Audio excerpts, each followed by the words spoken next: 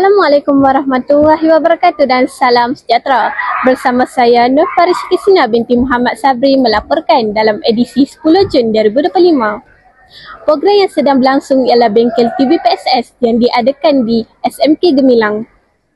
Program ini dianjurkan oleh Unit Sumber dan Teknologi Pendidikan.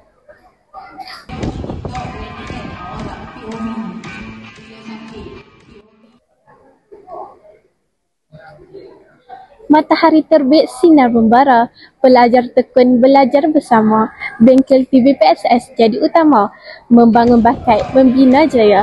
Bengkel TV PSS bertujuan untuk memperkenalkan asas penerbitan video dan mencungkil bakat-bakat dalam bidang penyiaraan pelajar.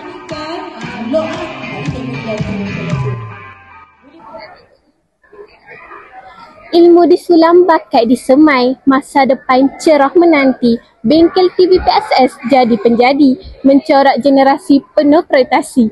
Saya Nur Farisya Kisina binti Muhammad Sabri melaporkan untuk TV The Post. Sekian, terima kasih.